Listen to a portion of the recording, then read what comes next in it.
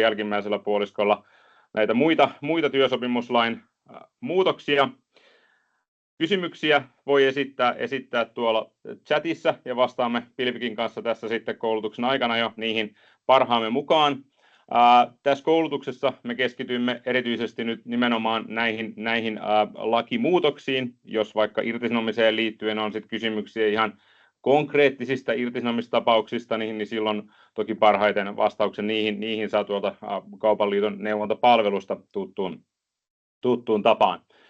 Meillä on tähän varattuna 1,5 tuntia, tiukka paketti asiaa, niin ei tällä kertaa pidetä nyt sitten taukoa, mutta tosiaan tuolla chatissa noita kysymyksiä voi laittaa sitä mukaan, kun niitä tulee, ja me parhaan mukaan sitten vastaamme tässä niihin. Voidaan tätä myötä sitten mennä itse asiaan ja katsoa tarkemmin, että mitä tuleman pitää niin sanotusti. Eli tässä lyhyesti vielä tämä aamun ohjelma irtisanomiskynnyksen alentamista käydään tässä ensin läpi. Sen jälkeen määräaikaisten työsopimusten solmimisedellytyksiä, lomautusilmoitusajan lyhentämistä ja sitten työnantajan takaisinottovelvollisuuteen liittyviä muutoksia.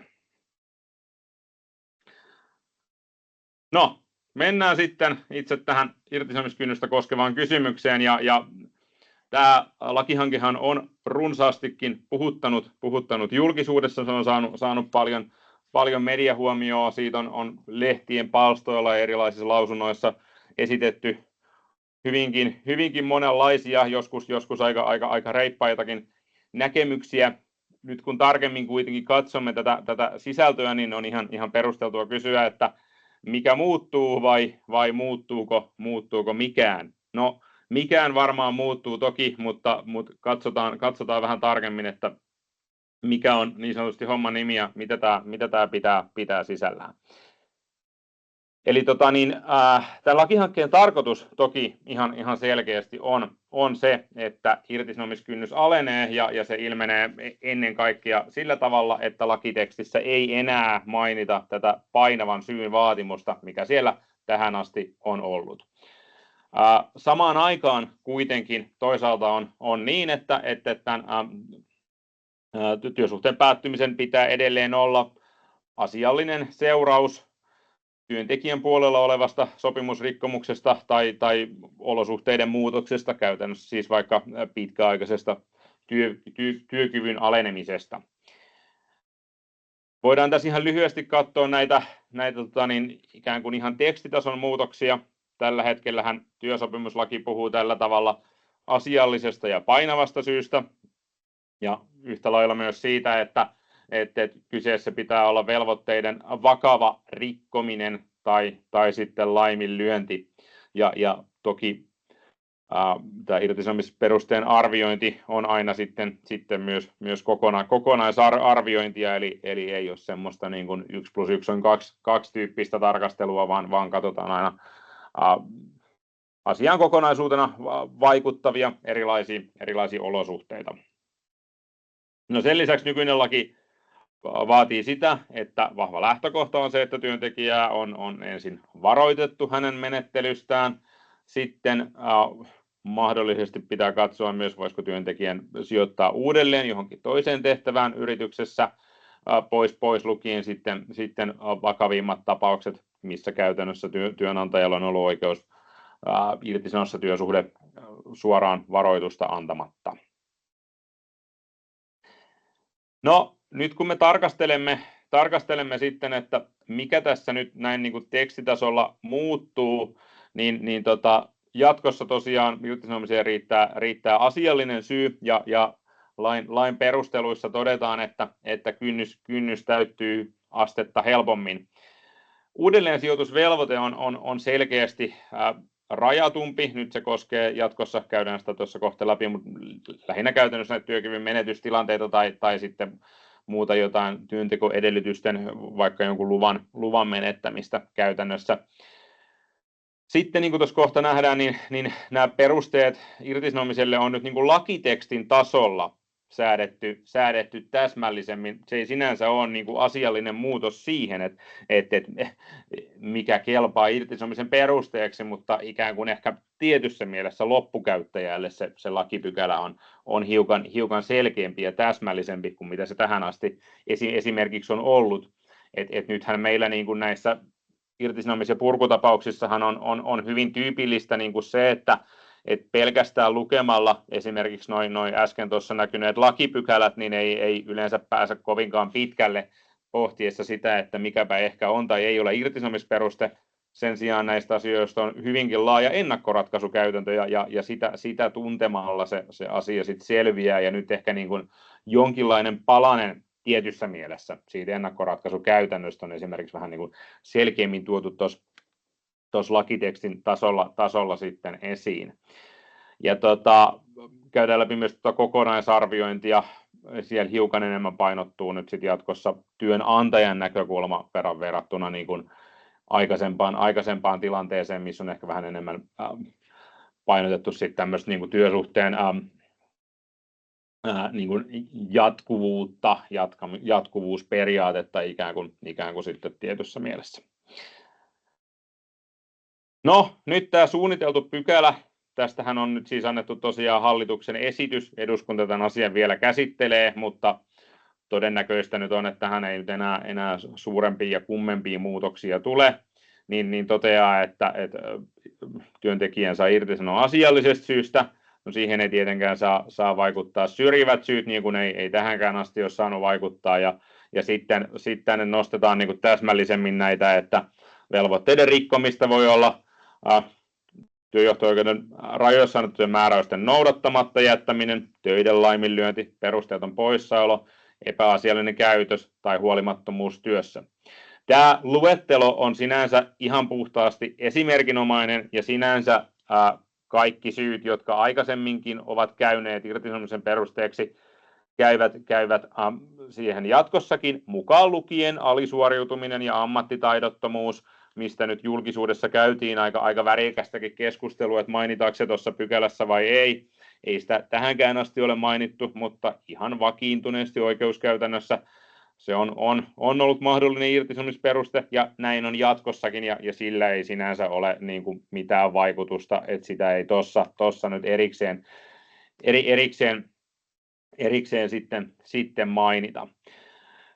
Käytännössä myös muutenkin, kun me mietimme sitä niin kuin vanhaa tai ikään kuin tietyssä mielessä vanhaksi tulevaa aika runsastakin oikeuskäytäntöä, niin kyllä se edelleen näiden asioiden arvioimisessa on ihan hyödyllistä ja käyttökelpoista, ja käytännön työssä siihen varmasti tullaan kyllä tukeutumaan. Tietyt yksityiskohdat voi jatkossa mennä vähän eri tavalla, mitä ne oikeuskäytännössä tähän asti on mennyt, mutta noin pääsääntöisesti se irtisanomisen ja irtisanomisperusteen täyttymisen perusidea kyllä ilmenee niistä niin sanotusti vanhemmistakin keisseistä sitten.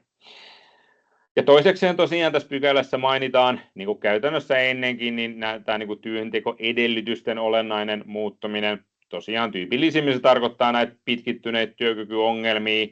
Niiden sääntelyyn tämä lakimuutos ei tuo minkäänlaista muutosta näistä pitkistä sairauslomista ja niihin mahdollisesti liittyvistä irtisanomiskysymyksistähän meidänkin neuvontapalveluun ollaan aika paljonkin yhteyksissä, ja tosiaan ihan käytännössä niin niiden arviointi menee jatkossa täysin samalla tavalla kuin tähänkin asti, ja niihin tämä lakimuutos ei muutosta tuo. Käytännössä tarkoittaa siis tyypillisesti sitä, että työntekijä on ollut jo pitkään poissa töistä, ja sitten arvioidaan, että työkyky ei nyt ole missään kohtuullisessa ajassa palautumassa, ja hänen nykyistä työtään ei voida mukauttaa tai muuta työtä tarjota sillä tavalla, että se ratkaisisi sitten tämän asian.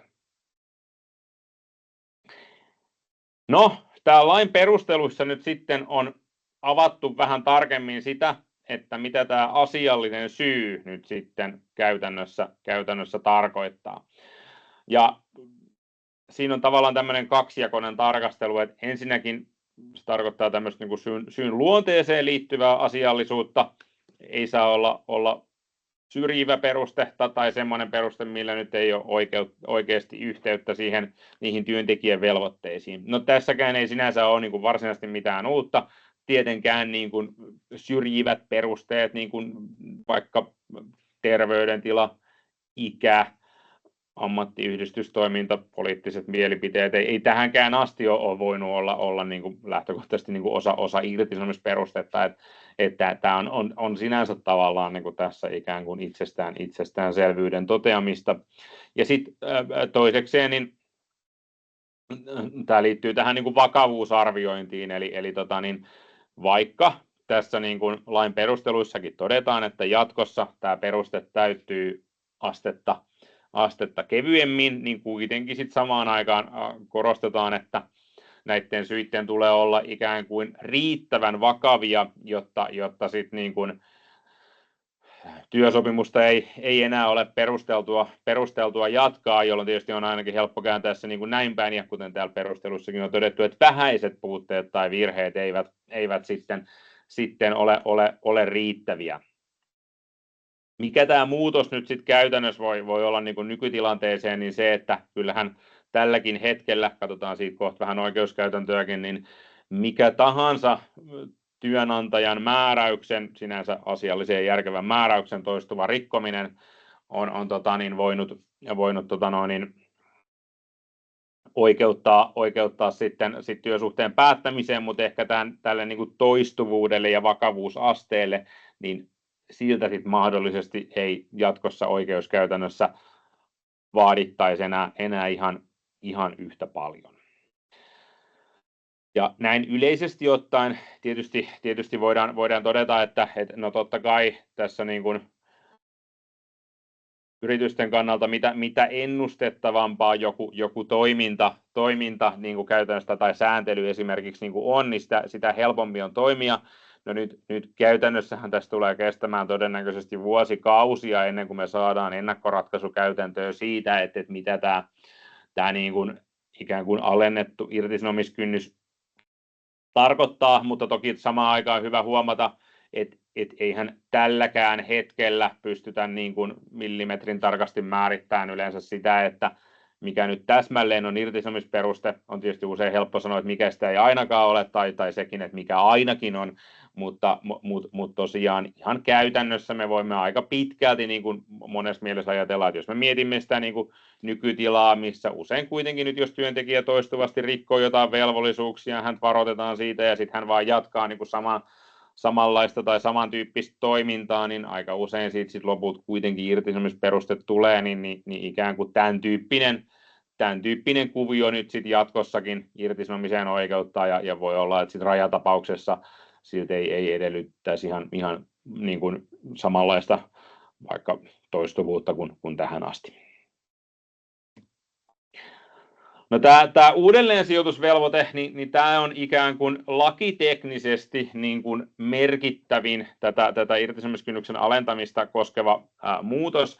Eli nythän tähän asti niin kuin tämä uudelleensijoitusvelvoite on niin kuin lähtökohtaisesti koskenut periaatteessa niin kuin kaikkia mahdollisia irtisanomistilanteita.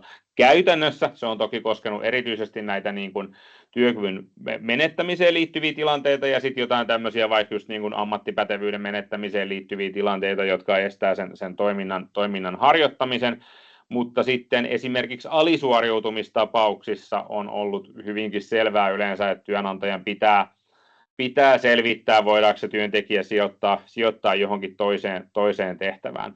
Toki ihan käytännön elämässähän ne tilanteet on usein ratkennut sillä, että mitään yksinkertaisesti avointa tehtävää ei vaan ole, tai että sillä irtisanottavalla työntekijällä ammattitaito ei riitä siihen tehtävään, tai se tehtävä on toisella puolella Suomea, tai hän ei jostain muusta syystä halua ottaa vastaan, mutta tämän uudelleensijoitusvelvoitteen kohdalla keskeistä on aina muistaa se, että silloin kun työnantajalla on semmoinen velvoite käytännössä, niin se asia pitää niin kuin nimenomaan selvittää, vaikka sitten ehkä se lopputulos saattaisi ollakin niin kuin kohtuullisen itsestäänselvä jo etukäteen, että no ei sitä työntekijää niin kuin oikeasti voida mihinkään sijoittaa. Mutta nyt jatkossa tämmöiset ikään kuin niin sanotut laiminlyöntitapaukset, alisuoriutumiset sun muut, niin ne rajautuu selkeästi tästä velvollisuudesta pois. kuten jo sanottu, niin näissä sairaustapauksissa, työkyvyn menettämistapauksissa mennään ihan niin kuin ennenkin, ja niissähän se selvitysvelvollisuus sinänsä on niin kuin kohtuullisen laaja, että voisiko sitä omaa työtä muokata tai jotain muuta tarjota, mutta kuten tähänkin asti, niin työnantajan ei tarvitse keksiä tyhjästä jotain työtä, vaan niin kuin työllistääkseen sen työntekijän, vaan käytännössä tietysti se pitää olla semmoista niin kuin ihan työnantajakin kannalta fiksua ja mielekästä työtä ihan niin kuin normaalistikin.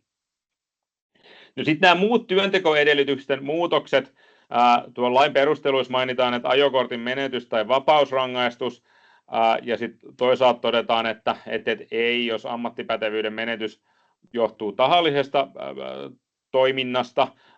Tätä nyt ei siellä tarkemmin avata, mutta tältä osin on hyvinkin perusteltua kysyä, että jos vaikka syyllistyy rattijuopumukseen ja menettää sen takia ajokortin, mikä on kuitenkin tahallinen rikos, niin tarkoittaako se silloin, että tätä uudelleensijoitusvelvoitetta ei ole, ja siihen tämän lain perustelut ainakin näyttäisivät viittaavan. Tällä hetkellä useimmiten ohjeistus kuitenkin olisi, että riippuu vähän tilanteesta, että miten sitä nyt on arvioitava. Sanotaan vaikka, että jos nyt olisi joku hyvin törkeä rattijuopumus, pari promillea veressä ja olisi vaikka joku esihenkilöasemassa oleva henkilö, niin varmaan semmoisessa sanoisi niin kuin nytkin, että nyt ei varmaan ole uudelleen sijoitusvelvoitetta tuossa sitten, mutta että jossain muussa tapauksessa ehkä saattaisi olla, mutta siinä mielessä tässä on ehkä pieni varaumusta, että ei aivan yksiniittisesti todeta tuolla perusteluissa, mutta siihen näyttäisi viittaavan. Sen sijaan tämä on aika erikoista, että lain perusteluissa on todettu tämä vapausrangaistus, kyllä ihan perusteltu lähtökohta nyt oletettavasti on kuitenkin edelleen se, että jos työntekijä ei pääse töihin siksi, että hän istuu linnassa, niin kyllä se aika rajattua pitäisi olla, että paljon työnantaja nyt sit sen takia tarvii niin kuin tehdä jotain uudelleensijoituksia tai muita ikään kuin toimenpiteitä sen työsuhteen jatkamiseksi. Monestihan on tietysti silleenkin saattaa olla, että jos tekee niin vakavan rikoksen, että siitä tulee ehdotonta vankeutta, niin sen vaikutus siihen niin kuin osapuolten väliseen luottamussuhteeseen on semmoinen, että sekin saattaa tilanteesta riippuen olla irtisanomisperuste, mutta sanotaan niin kuin näin, että jos nyt olisi niin kuin lyhyt vankeusrangaistus, sanotaan, että ehkä nyt joku aika suorittavaa työtä tekevä työntekijä, sen niin kuin rikoksen laadulla ei välttämättä olisi sit ehkä yhteyttä siihen niin kuin tavallaan työsuhteen edellyttämään luottamukseen, että oikeuskäytännössä nyt on vaikka katsottu, että jos työntekijä toimii taloushallinnossa vaikka kirjanpitäjänä ja sitten hän niin kuin siviilielämässään niin kuin kavaltaa jonkun yhdistyksen varoja, niin niillä on ikään kuin sille aika selkeä yhteys sillä niin kuin rikoksella nimenomaan siihen luottamukseen, mitä siinä työssä edellytetään, kun on vaikka työnantajan rahavarojen käsittelyä tai tämän tyyppisiä asioita. Sitä täytyy tapauskohtaisesti harkita, mutta on hyvä tiedostaa kuitenkin, että kun nyt valitettavasti tuonne lain perusteluihin on menty kirjoittamaan tuommoinen juttu, niin jossain tapauksissa siihen sit saatetaan kyllä niin kuin vedotakin. Oikeuskäytännössä nyt löytyy lähinnä yksi semmoinen 41 vuotta vanha tapaus, missä työntekijä oli vähän ennen työsuhteensa alkua tehnyt rikoksen, mistä hän oli saanut lyhyehkön, olikohan noin 3 kuukauden vankeusrangaistuksen, ja sitten sen tapauksen varsin poikkeuksellisissa olosuhteissa katsottiin, että työnantaja olisi kohtuudella voinut ikään kuin järjestää hänelle vapaata niin sanotusti sen ajan, mutta kyllä niin kuin monet tuommoiset tapaukset on kyllä käytännössä semmoisia, että itsessään se niin kuin siitä vankilasistumisesta johtuva poissaolo ja ehkä se syy, miksi sinne on jouduttu, niin muodostaa työsuhteen päättämisperusteen. Mutta siinä se on valitettavaa, että se on tuo perusteluissa todettu noin. Kyllä varmaan jollain tavalla jossain kohtaa tulee oikeuskäytännössä sitten nousemaan esiin myöhemmin. No, ihan kuten tähänkin asti, niin tämä työsuhteen päättäminen on kokonaisharkintaa, joskin tämä nyt korostuu erityisesti rajatapauksissa. Tietenkin nyt, jos työntekijä vaikka varastaa rahaa työnantajan kassasta, niin se on työsuhteen purkuperuste lähtökohtaisesti ihan niin kuin tähänkin asti, ei siinä mitään. Nämä kokonaisharkinnan elementitkin tältä osin on pääsääntöisesti aika samanlaisia kuin tähänkin asti. Nyt ne on vaan lakiin niin kuin pikkasen uusiksi kirjoitettu. Tämä asema ja tehtäväthän tarkoittaa käytännössä sitä, että mitä korkeammassa ja vastuullisemmassa asemassa on, niin sitä tiukemmin sitä asiaa voidaan niin kuin arvioida. Ja toisaalta totta kai se työntekijän niin kuin rikkomuksen laatu suhteessa siihen hänen asemaan ja tavallaan niin kuin keskeisiin tehtäviin on merkityksellistä, että oikeuskäytännössähän on vaikka aikaisemmin todettu, että kun lukkoseppä meni omin päin sarjoittamaan lukkoja jollekin ystävälleen vapaa-ajallaan ja siten niin kuin käytti väärin sitä luottamusta, mikä siihen tehtävään liittyi, niin se oli vaikka irtisanomisperuste ilman varoitusta tai vaikka vartija, joka ei puuttunut niin kuin työaikana työtoverinsa toisen vartijan pahoinpitelyyn, ei mennyt väliin, niin tällainen oli irtisanomisperuste siinä tapauksessa jopa ilman varoitusta, eli ei tavallaan niin kuin aina sitä ihan niin kuin tähänkin asti, niin arvioidaan suhteessa niitä rikkomuksia siihen niin kuin tehtävien luonteeseen. No toi muu velvoitteiden vastainen toiminta tarkoittaa käytännössä ennen kaikkea sitä niin kuin rikkomisen toistuvuutta. No ja kaikessa yksinkertaisuudessaan tokihan normaalistihan siitä on kysymys siitä, että kun jotain velvoitteet toistuvasti rikotaan, no jossain kohtaa työnantaja alkaa siihen puuttumaan, sitten varoittaa ja jos se edelleen jatkuu, niin sitä kauttahan sangen usein sit saattaa irtisanomisperustekin muodostua. No sitten toki työnantajan omat toimet vaikuttaa, että esimerkiksi on riittävästi perehdytetty ja ohjeistettu. Toki jos niin kuin joku tilanne sen takia menee enemmän niin kuin työnantajan piikkiin, niin se on sitten omiaan niin kuin voi olla sanomaan sitä, että kyseessä ei sen takia olisi irtisanomisperuste. Siinäkään nyt ei toki ole sinänsä niin kuin mitään uutta. Tai sitten jos se ongelma menee vähän niin kuin molempien piikkiin, niin sitten tapauskohtaisesti tietysti arvioidaan, että mikä niiden yksityiskohtien merkitys on. Ehkä hieman valitettavasti tuon lain perusteluissa on todettu tällainen, että työntekijän ja yksittäisen asiakkaan väliset ristiriidat saatettaisiin joutuu ratkaisemaan silleen, että se työntekijä sitten niin kuin ei niin kuin siirretä toiseen tehtävään, mutta sen tehtävän sisällä ikään kuin vaikka laitetaan muiden asiakkaiden kanssa työskentelemään, jos tämä on käytännössä mahdollista. No näin se varmaan on ollut tähänkin asti, mutta kun tämmöistä todetaan lain perusteluissa, se käytännössä tarkoittaa sitä, että tällaiseen saatetaan niin kuin korostuneesti enemmän vedota sit työnantajia vastaan, ja samaan aikaan tietysti on hyvä muistaa, että jos nyt työntekijä on yksittäisen asiakkaan kanssa vaikka sukset ristissä, niin voi hyvin olla, että hän on sillä tavalla niin kuin rikkonut velvollisuuksiaan, että se johtuu siitä ja sikäli myös nakertanut sitä niin kuin osapuolten välistä luottamussuhdetta, mutta toi on niin hyvä tiedostaa.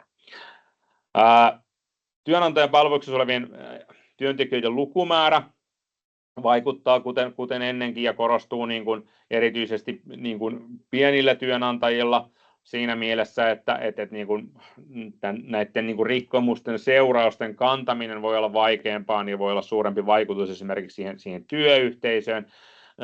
Pieni työnantaja yleensä tarkoittaa tässä niin kuin alle 20 työntekijää työllistäviä ja usein vielä selkeästi niin kuin vähemmänkin, jotta tällä näkökulmalla pystyy niin kuin sitten niin kuin ikään kuin järkevästi asiaansa perustelemaan.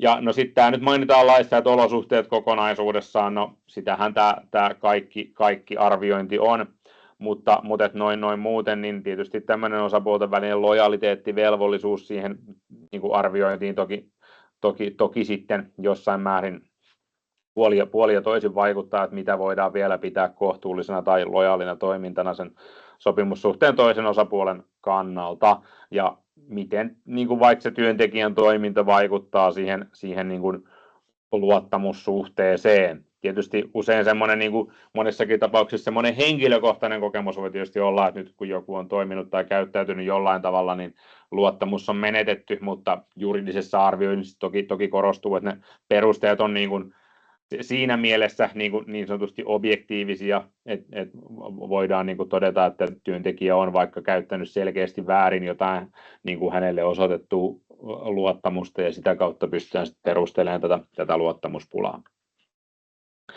Sitten on hyvä muistaa vähän ehkä tämän kokonaisharkinnan ulkopuolella toki, että ainahan näissä on tietysti huomioitava myös tasapuolinen kohtelu, että käytännössä tietysti ei voi olla sillä tavalla, että yhdeltä myyjältä siedetään vähän enemmänkin vaikka myöhästelyä ja jonkun toisen kohdalla sit samasta menettelystä irtisanotaan, eli siinä mielessä niin kuin samantyyppiset tilanteet on käsiteltävä samalla tavalla. Työnantaja voi toki muuttaa linjoja ja käytäntöjään, mutta se pitää vaan tehdä niin kuin etukäteen ja selvästi sitten. No, muutama sana näistä kokonaisharkinnan ikään kuin erityispiirteistä. Se korostuu erityisesti rajatapauksissa, kuten tuossa jo mainitsinkin, eli lähdetään aina liikkeelle sen menettelyn vakavuudesta. Kuten sanottu, jos nyt käytännössä työntekijä tulee ja vaikka lyö toista työntekijää tai varastaa firman kassasta rahaa tai tällaista, niin silloinhan me ollaan yleensä ihan työsuhteen purunkin puolella saman tien ja ei tämmöisiä yksityiskohtia tarvitse siinä sen enempää miettiä, mutta silloin kun me ollaan vähän kiikunkaan kuin tilanteessa, niin kuitenkin se ajatus lähtee siitä, että käydään läpi niin kuin ne asiaan vaikuttavat olosuhteet ja yksinkertaisuudessaan sitä kautta haetaan vastausta siihen, että kenen piikkiin se tilanne ikään kuin menee ja onko niin kuin työpaikan menettäminen nyt sitten tästä menettelystä ikään kuin kohtuullinen seuraus. Se, mikä on näin työnantajapuolen näkökulmasta hyvä asia, niin tuolla lain perusteluissa todetaan kuitenkin, että jatkossa huomioidaan vahvemmin niin kuin työnantajan näkökulmaa tässä kokonaisarvioinnissa. Mietitään sitä, että mikä liittyy siihen tai millä on niin kuin ikään kuin merkitystä sit sen työnantajan toiminnan kannalta vähän enemmän, että aikaisemmin arvioinnissa on saatettu enemmän painottaa sitä niin kuin ikään kuin työnantajan lojaliteettivelvollisuutta työntekijää kohtaan ja tavallaan tämän työsopimuksen niin kuin ylläpitämisen velvollisuutta, että ehkä se ajattelutapa on mennyt vähän enemmän silleen, että no vasta sitten ihan niin kuin kohtuullisen viimekätisenä keinona se irtisanominen voidaan tehdä, niin nyt tämä painotus menee niin kuin tässä mielessä kuitenkin niin kuin jonkin verran sitten toisin, ja silloin se tietysti käytännössä tarkoittaa sitä, että työnantaja pystyy niin kuin ehkä paremmin perustelemaan se, että kun näin on tapahtunut, niin siitä aiheutuu meille tämmöistä niin kuin haittaa ja ongelmaa, ja ehkäpä vielä niin, että se työntekijä on itsekin voinut sen niin kuin kohtuudella ymmärtää ja ennakoida, että näin tulee niin kuin tapahtumaan. No sitten lakiin on päivitetty ja pistetty eri pykälään tämä kiellettyjen irtisanomisperusteiden lista, mutta tämä ei sisällä mitään käytännön muutoksia. Kuten jo aikaisemminkin todettu, niin syrjivät syyt ei tietenkään voi irtisanomisperusteita olla. Tuonne on nyt omaksi kohdakseen lisätty, että työntekijän toimiminen tai aiempi toimiminen työntekijöiden edustajana, kuten vaikka siis luottamusmiehenä tai työsuojeluvaltuutettuna, ei voi olla osa irtisanomisperustetta. No ei tietenkään, ei se tähänkään asti ole voinut olla, että se on vain niin kuin, ikään kuin tuossa mielessä niin itsestäänselvyyden toteamista sitten tuolla, ja tämä ei sinänsä nyt tätä substanssia niin kuin muuksi sitten muuta. No, kun katsotaan että mikä ei muutu, niin edelleenkin kuitenkin tosiaan sen työntekijän menettelyn tulee olla varsin moitittavaa. Hänen tulee niin kuin ikään kuin selkeästi rikkoa omia velvollisuuksiaan. Tosiaan varsinkin rajatapaukset on tätä kokonaisharkintaa, missä katsotaan sitten niin kuin kaikki niin kuin asiaan vaikuttavat elementit, ja nämä työkyvyn alenemistapaukset menee täsmälleen niin kuin ennenkin. Varoitusmenettely menee myös sinänsä niin kuin samalla tavalla kuin tähänkin asti, ja niin kuin, tyypillisestihän jos työntekijä vaikka myöhästelee toistuvasti, niin hänellä annetaan varoitus työaikojen laiminlyönnistä ja työvelvoitteen laiminlyönnistä, ja jotta sitten irtisanominen olisi myöhemmin mahdollista, niin niiden rikkomusten pitää olla niin kuin samantyyppisiä, vaikka siis myöhästyminen tai vaikka luvaton poissaolo tai ehkä joku taukojen toistuva venyttäminen. Tähän suunniteltiin tässä lainsäädäntövaiheessa vaiheessa muutoksia, että tätä niin sanottua asiallista yhteyttä olisi lievennetty, mutta siihen ei sitten muutoksia tullut. Yleisötasolla voidaan kuitenkin niin kuin pohtia, että kuten tuossa aikaisemmin jo sanottiin, että koska toi kokonaisarviointi painottaa hiukan enemmän työnantajan näkökulmaa, että voisiko näissä varoitustilanteessakin hieman enemmän katsoa sit niin kuin sitä, että mikä se työntekijän toiminnan niin kuin täsmällinen merkitys tai oikeammin haitta on niin kuin työnantajalle. Toki meillä tähänkin asti on oikeuskäytännössä niin kuin lähdetty siitä, että ei sen toiminnan nyt tarvitse tismalleen samanlaista olla, ja jos esimerkiksi työntekijän niin kuin agendana on ollut esimerkiksi niin kuin protestoida jotain työnantajan päätöstä, vaikka jostain urakkahinnoittelun muutoksesta, yksi tämmöinen juttu löytyy 20 vuoden takaa, niin vaikka ne rikkomukset ilmeni erityyppisinä, niin kun hän sinänsä protestoi sitä varsinaista työnantajan päätöstä siinä, niin se katsottiin, että ne oli sillä tavalla yhteydessä keskenään, että irtisanominen oli siinä mielessä niin kuin perusteltua. Ja näin se on tietysti jatkossakin, ehkä jossain rajatapauksissa voisi pikkasen paremmin sitten pystyä perustelemaan, varoituksen kirjoitustapakin voi hieman vaikuttaa tähän mutta miten ne seuraukset ilmenee niin kuin työnantajalle, että se on niin kuin olennaisempaa. No noin ylipäätään sitten kuitenkin, kun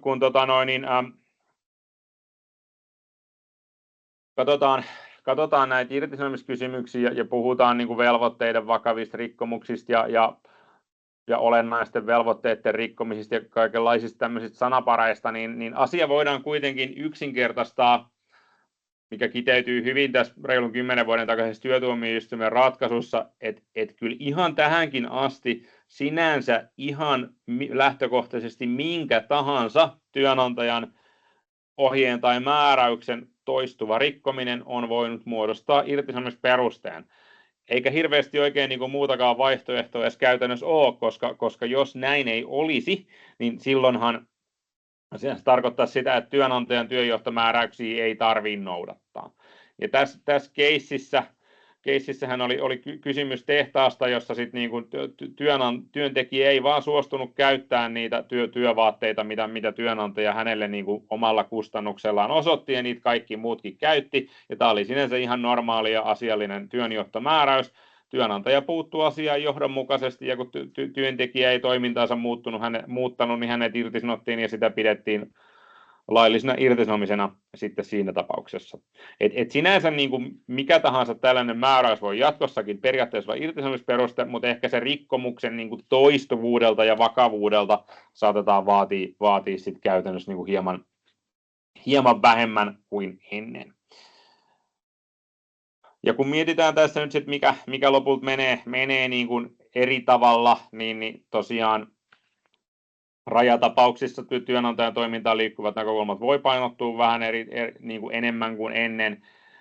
Alisuoriutuminen tai siis niin kuin uudelleensijoitusvelvollisuus rajautuu käytännössä vain näihin työkyvyttömyystapauksiin tai tämmöiseen selkeäseen niin kuin työntekoedellytysten menettämiseen, varsinkin silloin kun se ei mene niin kuin työntekijän piikkiin, eli vaikka joku ammattipätevyyden menettäminen voisi niin kuin muuten olla tällainen, eli vaikka tosiaan kuten aikaisemmin sanottu, niin alisuoriutumistapauksissa tämmöistä uudelleensijoitusvelvoitetta ei enää niin kuin ole. No sitten vähän niin kuin juridiikan ulkopuolella tietysti mielenkiintoinen kysymys on se, että mikä on tällainen tietynlainen niin kuin henkinen irtisanomisraja,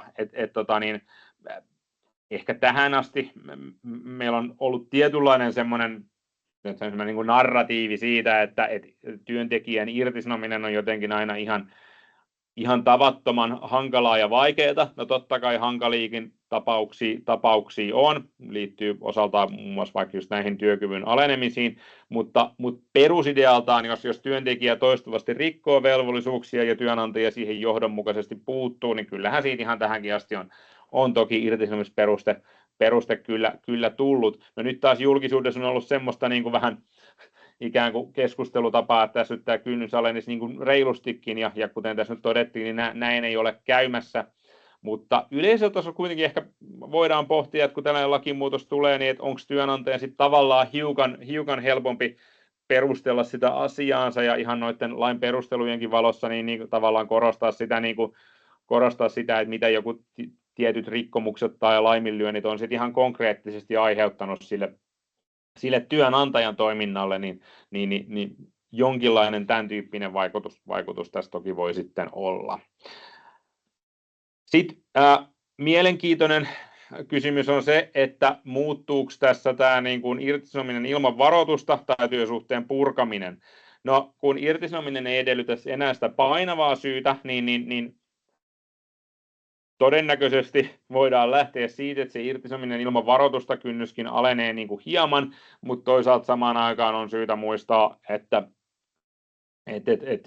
sellaisessa tilanteessa se syyn tulee kuitenkin olla niin kuin ihan selvästi vakavampi kuin niissä tilanteissa, missä joku irtisanotaan varoituksen jälkeen. Niin kuin tyypillinen tilannehan niissä on vaikka just tämä niin kuin alisuoriutuminen, missä työnantajan pitää ensin selvittää, mistä se johtuu, ja tarvittaessa tuottaa työntekijälle jotain tukea suoriutuakseen töistä, ja sitten varoittaa, kun ei päästä tavoitteisiin, ja seurata tilannetta, ja niin kuin näin, jos miettii tämmöistä tyypillistä varoituksen kautta menevää keissiä.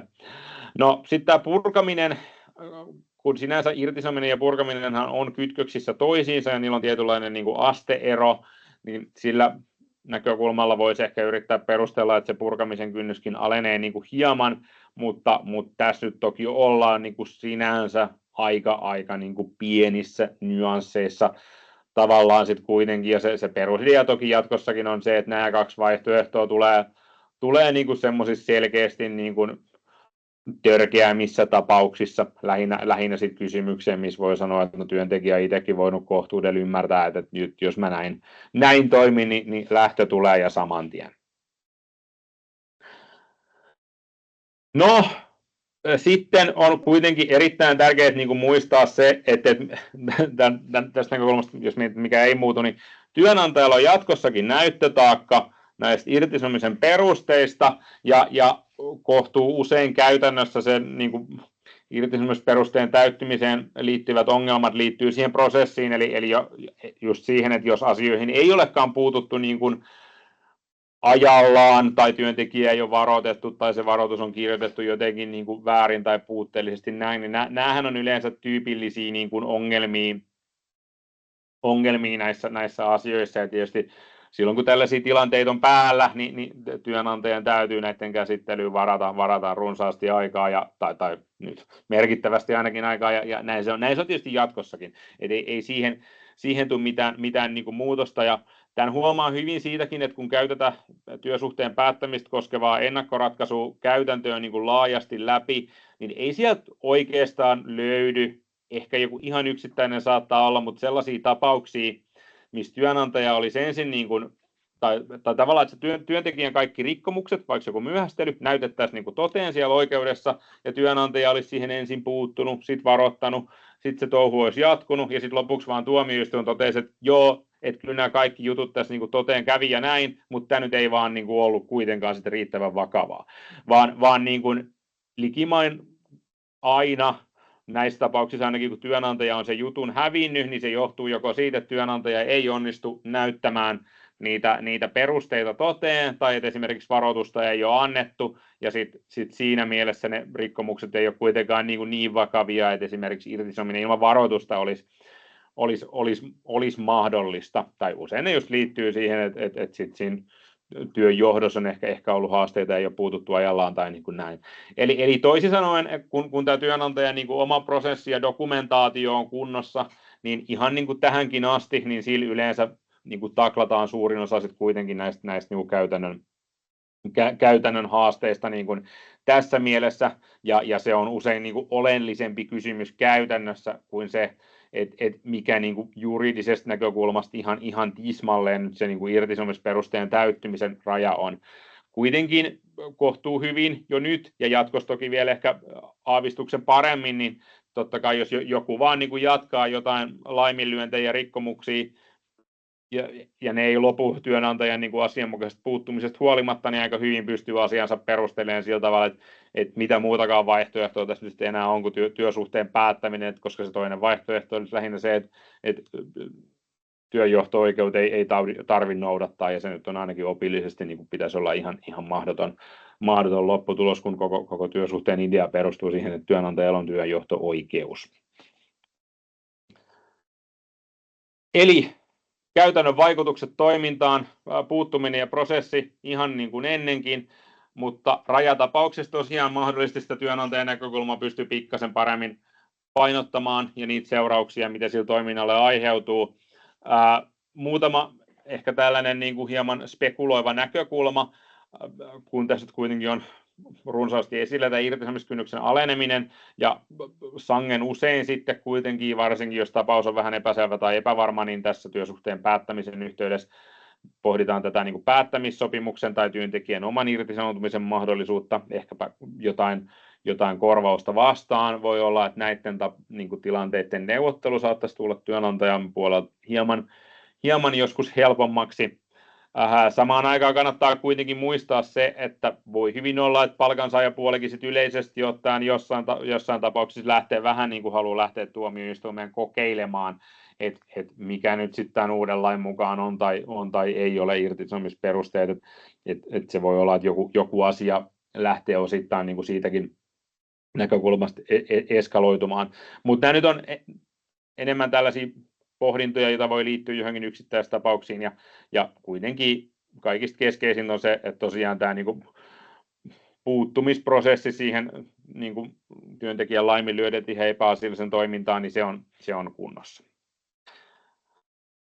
No sitten vielä loppuun siirtymäsäännöksistä, eli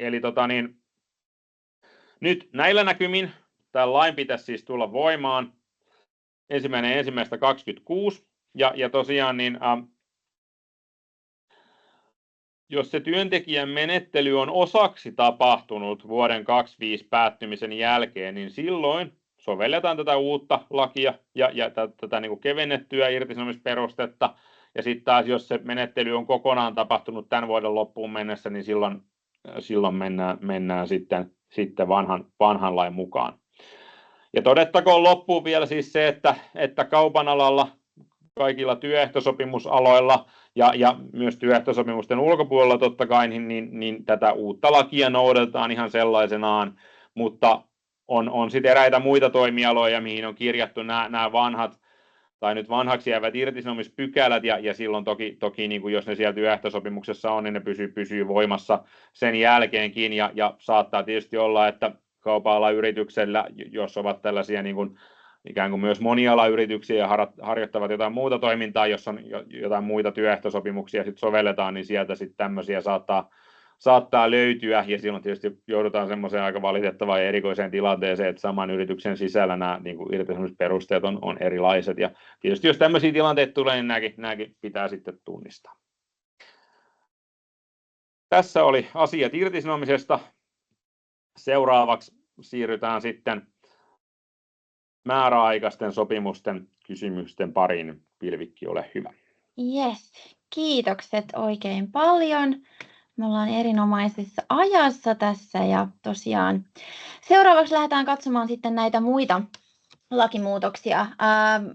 Antti kävi nyt tosiaan läpi tätä irtisanomiskynnyksen alentamista, ja se on niin kuin oma muutoksensa, ja nyt nämä seuraavat 3 muuta teemaa, joita käydään tässä aamun aikana vielä läpi, niin korostan, että nämä sitten taas tulee omalla lakimuutoksella voimaan, ja sen takia nyt nämä ja näiden sisältö on tässä vaiheessa vielä pikkasen epävarmempaa, mutta tämänhetkisen tiedon mukaan ollaan nyt tosiaan rakennettu tämä webinaari. Mutta lähdetään seuraavaksi liikkeelle nyt näiden määräaikaisten sopimusten helpottamisesta niin sanotusti, eli mikä näistä määräaikaisuuksissa tulisi sitten muuttumaan ainakin tämänhetkisen tiedon mukaan. Tosiaan jatkossa olisi mahdollista tehdä määräaikainen työsopimus ilman sitä perusteltua syytä, jos kysymys on ensimmäisestä työsopimuksesta työnantajan ja työntekijän välillä. Eli me kaikki tiedetään, että tällä hetkellä lähtökohtainen tapa sopia näitä työsopimuksia on se, että työsopimukset sovitaan toistaiseksi voimassa olevina, ja ainoastaan jos siellä on se perusteltu syy, on se sitten joku sijaisuus tai projekti tai joku tietty sesonkin huipentuma tai sitten vaikka se työntekijän oma pyyntö, niin ainoastaan silloin me voidaan tehdä näitä määräaikaisia sopimuksia, mutta jatkossa tosiaan ollaan helpottamassa tätä, ja tämä tulisi muuttumaan, eli kun kyse on ensimmäisestä työsopimuksesta, niin me ei tarvittaisi sitä perusteltua syytä osapuolten välille. Ensimmäinen työsopimus tarkoittaa ihan faktisesti sitä ensimmäistä työsopimusta, mutta sen lisäksi sitten on mahdollista tehdä niissä tilanteissa, että työntekijän ja työnantajan välillä ei ole 2 vuoteen ollut laisinkaan työsuhdetta. Eli ei sen tarvitse olla ihan se ihka ensimmäinen, vaan riittää, että tosiaan 2 vuoteen ei ole ollut voimassa minkäänlaista joko toistaiseksi voimassa olevaa tai määräaikaista sopimusta. No sen lisäksi, että meillä on nyt sit kyseessä tämä ensimmäinen työsopimus tai sitten se, että on yli 2 vuotta kulunut osapuolten välillä viimeisistä työsuhteesta, niin muutama muukin rajoitus täällä nyt sitten on. Eli lähdetään siitä, että tämä määräaikainen työsopimus nyt ilman sitä perusteltua syytä voitaisiin tehdä enintään vuoden ajaksi. Eli ei voida tehdä tästä pidempää määräaikaisuutta, tai sitten jos on kyseessä pidempi, niin sitten me tarvitaan sinne se perusteltu syy. Et se on hyvä muistaa, että meillä koko ajan säilyy se nykyiset mahdollisuudet ja nämä perinteiset määräaikaisuudet tietenkin siellä, eli ne ei mitenkään tule sieltä poistumaan. Tämän lisäksi, että jos me tehdään joku todella lyhyt määräaikaisuus, niin työnantajan on mahdollista sitten uusia tämä määräaikaisuus enintään 2 kertaa, mutta siellä on kuitenkin tämä vuoden enimmäisjakso, mutta se vuosi voi tosiaan olla pätkissä ja lisäksi sitten tämä viimeisin eli 3. määräaikaisuus täytyy tehdä vuoden kuluessa siitä, kun se ensimmäinen määräaikaisuus on alkanut. Eli tämä ei ole ehkä ihan niin yksinkertainen, mitä se on saatu näyttämään mediassa tai uutisissa, mutta tosiaan enintään vuoden ajaksi on mahdollista tehdä pätkissä, kunhan yhteenlaskettu kesto on enintään vuoden ja lisäksi se 3. sopimus tehdään vuoden kuluessa siitä ensimmäisen sopimuksen alkamisesta. Tässä on esimerkki, eli siellä on tehty tämmöinen 3 kuukauden määräaikaisuus ensi vuoden alusta alkaen. Se voi olla, että tämä ei ihan tule voimaan 1.1., mutta tässä on tämmöinen optimistinen ajatus, eli siellä on tehty tammikuun alusta maaliskuun loppuun 3 kuukauden määräaikaisuus. Kyseessä on nyt tosiaan se ensimmäinen työntekijä tai joko työntekijä, jonka kanssa ei ole 2 vuoteen tehty sopimuksia.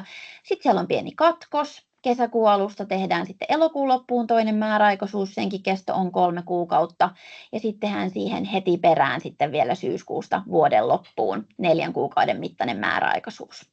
Näiden yhteenlaskettu kesto on 10 kuukautta, eli siinä mielessä meidän olisi mahdollista tehdä vielä uusikin määräaikaisuus, mutta nyt meillä on tehty jo tämän ensimmäisen jälkeen 2 kertaa tämä uusittu, joten tämä ilman perusteltua syytä tehty määräaikaisuus on ikään kuin tässä kohtaa nyt sitten käytetty. Se on mahdollista, että siellä välissä olisi ollut ihan vaikka perustellusta syystäkin tehty määräaikaisuus, jolloin sitä pätkää ei huomioitaisi tässä vuoden kestossa, mutta todennäköisesti sieltä sitten tulee se rajoitus siihen, että se 3. sopimus täytyy siellä aloittaa vuoden kuluessa siitä, kun se ensimmäinen on startannut. Näissä määräaikaisuuksissa, mitkä tehdään peräkanaa, niin sovelletaan ihan sitä samaa työsopimuslain määräystä, jonka mukaan jos määräaikaisuudet on tehty peräkanaa tai siellä on ihan lyhytaikainen kesto, niin silloin ne sitten lasketaan kestoltaan yhteen. Ja esimerkiksi vaikka irtisanomisajan pituus tai sairausajan palkanmaksujakson pituus, eli tällaiset työsuhteen kestosta riippuvaiset etuudet, niin määräytyy sitten sen koko pätkän mukaan. Eli esimerkiksi tässä kyseisessä esimerkissä nyt nämä 2 viimeistä, jotka on tehty ihan peräkanaa, niin laskettaisiin kestoltaan yhteen. Ja sitten jos työntekijä vaikka sairastuu, niin tarkasteltaisiin sitä työsuhteen aloitusta sieltä 1.6. Mutta sitten taas tuo ensimmäinen pätkä, niin siinä on tietysti mennyt jo pidempi aika ja sitä ei sitten huomioitaisi tässä mukana. Eli vielä kertauksena, meillä on 2 kriteeriä näissä uusissa määräaikaisuuksissa. Meillä on kyseessä uusi työntekijä tai siitä aikaisemmasta työsopimuksesta on määräaikaisuuden alkamishetkellä kulunut vähintään 2 vuotta, eli ensin tsekataan tämä. Jos jompikumpi näistä tai tämä kriteeri ei täyty, niin silloin meidän täytyy sitten palauttaa taas tilanne siihen, että onko meillä se perusteltu syy sille määräaikaisuudelle. Tämä koskee nimenomaan aikaisempaa työntekijää, eli nyt jos meillä on siellä vaikka vuokrafirman kautta ollut vuokratyöntekijä, niin häntä ei rinnasteta tässä kohtaa työntekijäksi, eli siinä mielessä on mahdollista sitten vuokratyön jälkeen ottaa henkilö tällaiseen määräaikaisuuteen ilman sitä perusteltua syytä. Mutta sen sijaan sitten taas mikä tahansa lyhytkin, vaikka päivänkin mittainen määräaikaisuus, esimerkiksi nyt vaikka näiden puitesopimuslaisten kohdalla tarvittaessa töihin kutsuttavat, jotka tekee niitä yksittäisiä keikkoja, jotka on aina yksittäinen määräaikainen työsuhde, niin ne kuuluu nyt sitten tähän piiriin. Ja jos meillä on ollut siellä puitesopimuslainen, joka on tehnyt yksittäisiä keikkoja, niin hän ei todennäköisesti sitten ole tämmöinen uusi työntekijä, koska tietysti sitten, jos siinä on kulunut välissä se 2 vuotta, mutta jos meillä on koko ajan ollut käytössä tämä tarvittaessa töihin kutsuttava, niin hänen kanssa ei nyt sitten voida tehdä tosiaan määräaikaisuutta ilman perusteltua syytä. Tämä on myös Y-tunnuskohtainen, eli sitten jos meillä on sitten taas konsernin toisessa yrityksessä ollut henkilö, niin sitten voidaan soveltaa tätä, eli tarkastellaan nimenomaan, että onko henkilö ollut siihen meidän yritykseen työsuhteessa viimeisen 2 vuoden aikana. Ja sitten toinen kriteeri koskee nyt nimenomaan sitä määräaikaisuuden kestoa, eli tosiaan enintään vuosi, joko yhtäjaksoisena tai pätkissä, ja enintään 3 määräaikaisuutta, eli 2 kertaa voidaan uusia. Eli jos tehtäisiin jo 4. määräaikaisuus siellä vuoden sisällä, niin se olisi jo liikaa. Mutta ehkä tässä järjestyksessä näitä on hyvä tarkastella nyt sit siinä kohtaa, kun mietitään, että voidaanko hyödyntää tätä uutta mahdollisuutta. Ihan kertauksena, eli jatkossa meillä tulee olemaan 3 erilaista määräaikaisuutta, eli meillä on se ihan meidän perinteinen, joka varmasti on edelleenkin eniten käytetty, eli tämä niin sanottu tavallinen määräaikaisuus, joka tarvitsee sen perustelun syyn, mutta sitten taas sieltä ei tule näitä muita kestorajoitteita tai muutamia muita velvoitteita, joita käydään tässä vielä seuraavaksi läpi. Sitten meillä on nämä uudet määräaikaisuudet, enimmäiskesto 1 vuosi. Kyseessä täytyy olla se uusi työntekijä tai sitten, että työsuhteesta on kulunut se vähintään 2 vuotta, mutta silloin me taas sitten ei tarvita sitä perusteltua syytä. Ja sitten on vielä nämä kolmannet, jotka on tullut tuossa jo useampi vuosi sitten mahdolliseksi, eli tällaiset pitkäaikaistyöttömät, joiden kanssa voitaisiin tehdä määräaikaisuus ilman perusteltua syytä, mutta tässä ollaan lähdetty siitä, että johtuen siitä, mihin pykälään se on kirjattu, niin tämä ei olisi mahdollista meidän TESin alalla, eikä näitä nyt juuri ole omalle pöydälle ainakaan tullut. Mutta tosiaan palataan vielä hetkeksi nyt näihin uusiin määräaikaisuuksiin. Koska me voidaan tehdä nyt sitten jatkossa, kun ne edellä mainitut 2 kriteeriä täyttyi, nämä ilman perusteltua syytä olevat määräaikaisuudet, niin meidän ei siinä kohtaa tarvitse arvioida, että onko se työvoiman tarve pysyvää, mikä noin niin kuin lähtökohtaisesti, kun aloitetaan miettimään sopimussuhteen laatua, niin meidän täytyy niissä normaaleissa määräaikaisuuksissa miettiä. Ja siellähän se peruslähtöasetelma onkin se, että jos työvoiman tarve on pysyvää, niin me ei voitaisi näitä määräaikaisuuksia käyttää. Mutta nyt kun lainsäätäjä nimenomaisesti haluaa poistaa sen perustellun syyn vaatimuksen näissä enintään vuoden mittaisissa uusissa määräaikaisuuksissa, niin meidän ei tarvitse tätä arvioida. Vastaavasti tätä niin sanottua ketjutuskieltoa ei sovellettaisi, eli ketjutuskiellolla tarkoitetaan tosiaan sitä, että jos on tehty näitä toistuvia ilman perusteltua syytä olevia määräaikaisuuksia peräkanaa, niin ne tulkittaisiin toistaiseksi voimassa olevana. Ja sitä ei tietenkään nyt näissä sovelleta, kun pointtinakin on, että niitä pystyttiin tekemään se enintään 3 kappaletta peräkanaa. Sitten jos me ollaan menty tekemään tämä uusi määräaikaisuus ilman niitä reunaehtoja, eli että kyseessä vaikka ei ole uusi työntekijä, on vaikka puitesopimuslainen, joka on siellä 2 vuoden aikana ollut näissä lyhyissä määräaikaisissa työsuhteissa, tai sitten, että on tehty vaikka 4 kappaletta näitä määräaikaisuuksia peräkanaa, niin silloin tietenkin katsotaan, että kyseessä on toistaiseksi voimassa oleva työsuhde siinä tapauksessa. Ja viimeinen huomio, erikseen on totta kai nostettu vielä tämä syrjintäpuoli esille, eli määräaikaista sopimusta ei saa tehdä tai jättää tekemättä syrjivin perustein, esimerkiksi vaikka raskauteen tai perhevapaisiin liittyvästä syystä. Ja siellä on nimenomaan myös todettu, että sitä kestoa ei saada myöskään rajoittaa siihen perhevapaan alkuun. Tämä on hyvä muistaa, vaikka varmasti onkin ihan tuttu juttu. Lähtökohtaisestihan määräaikaisuudet päättyy silloin, kun määräaika päättyy, mutta nyt näissä uusissa määräaikaisuuksissa on erikseen sitten säädetty irtisanomismahdollisuudesta. Eli nyt jos tämä uusi määräaikainen työsopimus ilman sitä perustetta on kestänyt vähintään 6 kuukautta, niin siinä kohtaa sinne tulee automaattinen mahdollisuus sekä työnantajalle että työntekijälle irtisanoa se työsopimus. Ja tämä nyt koskee näitä uusia määräaikaisuuksia, eli nyt jälleen jos meillä on se tavallinen määräaikaisuus, jolla meillä on se perusteltu syy, niin siellä ei ole tällaista automaattista irtisanomismahdollisuutta. Mutta vasta siinä kohtaa tosiaan, kun määräaikaisuus ilman perustetta on kestänyt vähintään 6 kuukautta. Ihan samat perusteet siellä on, eli ihan mistä tahansa syystä ei voida sopimusta irtisanoa. Toki työntekijä nyt ei ihmeempää perustetta tarvitse, mutta työnantajan puolelta. Ja irtisanomisaika ja ylipäätään muutkin tämä mahdollisuus tulee ihan suoraan laista, eli tätä ei tarvitse mitenkään erikseen kirjoittaa auki siihen määräaikaiseen työsopimukseen, joka kestäisi sen vähintään 6 kuukautta. Eli ihan suoraan laista sitten tulee. Tätä irtisanomismahdollisuutta arvioidaan sopimuskohtaisesti, eli tosiaan nyt kun meillä oli mahdollisuus siellä, kunhan se yhteenlaskettu kesto oli se 1 vuoden ja ne kaikki sopimukset on tehty sen vuoden ajanjakson aikana, niin siellä on mahdollista, että siellä on niitä useampia lyhyempiä määräaikaisuuksia, ja silloin me nimenomaan aina tarkastellaan sitä yksittäistä pätkää. Et jos meillä on siellä tehty ensin 3 kuukauden määräaikaisuus, sitten on muutaman kuukauden tauko ja tehdään uusi 3 kuukauden määräaikaisuus, niin silloin me katsotaan, että tämä uusi pätkä on nyt se 3 kuukautta ja tätä irtisanomismahdollisuutta ei siellä sitten ole.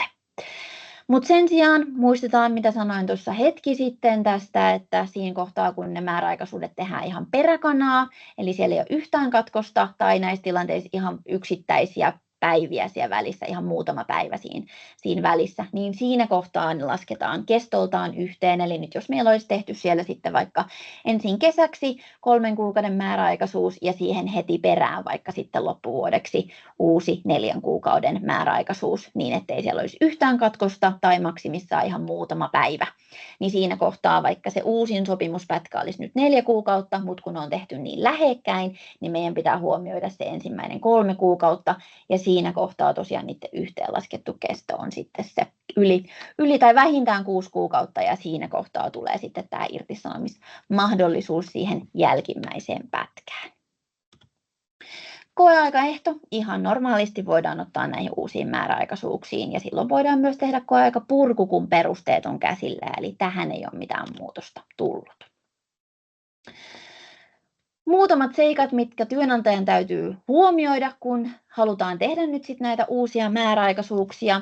Eli ihan ensimmäisenä meillä on siellä mainittu tämä selvitys työnteon keskeisistä ehdoista. Eli työsopimuslaki tähänkin asti on lähtenyt siitä, että siinä kohtaa kun työsuhde alkaa, niin työnantajan täytyy antaa tämä selvitys keskeisistä ehdoista, joita työsuhteessa noudatetaan. Siellä täytyy olla just sopimuksen laatu ja määräaikaisuuden kesto ja sovellettava työaika, palkkaus ja niin edelleen. Niin jatkossa tietenkin, jos nyt sitten halutaan tehdä näitä uusia määräaikaisuuksia, niin meidän täytyy nyt sitten tässä selvityksessä, eli esimerkiksi osana työsopimusta tai sitten erikseen omana dokumenttina, niin kertoa, että kyseessä on nyt tämä uusi määräaikaisuus ilman perusteltua syytä. Se voidaan ottaa jo siihen itse työsopimuslomakkeeseenkin, eli kun vaikka siinä Kaupan liiton mallipohjassakin on tällä hetkellä, että määräaikaisuuden peruste ja kesto, niin siihen voitaisiin kirjoittaa, että kyseessä on tämä uusi määräaikaisuus ilman perusteltua syytä. Ja totta kai ne kriteerit siitä kestosta esimerkiksi siitä henkilöstä niin tulee sitten automaattisesti työnantajan täytyy ne arvioida, että ne varmasti täyttyy. Mutta tosiaan tämä täytyy vain mainita, että kyse on tästä uudesta määräaikaisuudesta, jos tätä halutaan tehdä. No sitten ehkä pikkasen byrokraattisempi velvollisuus, eli työnantajalla nyt näissä uusissa määräaikaisuuksissa on tämmöinen erityinen selvitysvelvollisuus siinä kohtaa, kun tämä uusi määräaikaisuus ilman perusteltua syytä päättyy.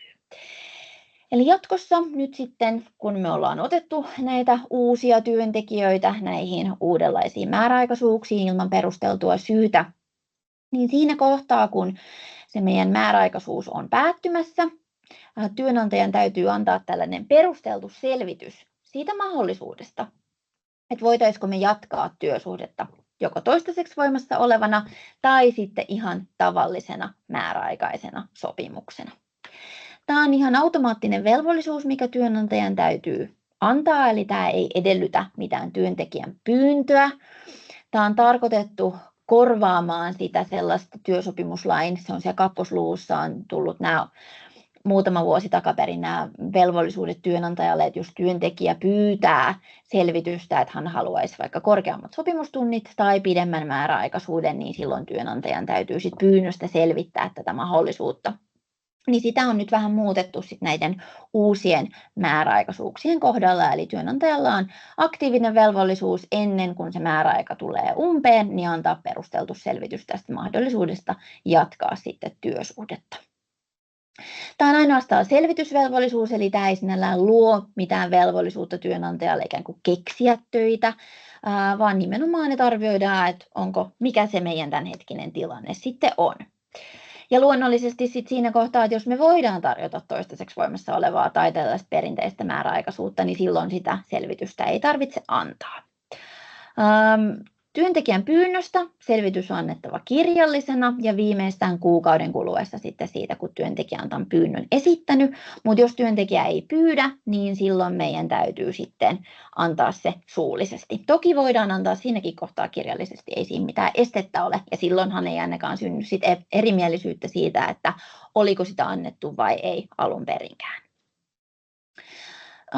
Siinä mielessä laki jättää hiukan avoimeksi, että jos on tilanne vaikka se, että meillä on ollut se lyhyt määräaikaisuus siellä ensin ja sitten työnantaja arvioi, että hetkinen, että mehän voitaisiin tehdä vielä toinen tai jopa kolmaskin tämmöinen uusi määräaikaisuus ilman perusteltua syytä, että ne on sen verran lyhyitä, että se vuoden ajanjakso ei siellä täyty, niin laki ei ainakaan sano siitä mitenkään selkeästi, että näissä tilanteissa sitä selvitystä ei tarvitsisi antaa, eli siinä kohtaa lähdetään siitä, että silloinkin selvitys täytyisi antaa, vaikka me sitten tarjottaisiin sitä nimenomaan tätä uudenlaista määräaikaisuutta vielä sitten jatkoa varten. Mutta se voi olla, että nämä esimerkiksi selviää vielä ja halutaan tarkentaa tässä lainsäädäntöprosessin vaiheessa, koska täällä on muutamia tällaisia aukkoja. No vähän tähän selvitysvelvollisuuteen liittyen, eli nyt sitten kun määräaikaisuus siellä on päättymässä ja työnantaja on sen selvityksen antanut, niin meillä on sitten myös jatkossa työnantajalla velvollisuus tarjota sitä työtä, jos sieltä selvityksen perusteella me huomataan, että hetkinen, että meillähän itse asiassa ihan vastaava määräaikaisuus tai vakituinen työsuhdehan täällä itse asiassa onkin tarve. Katsotaan tätä tarkemmin.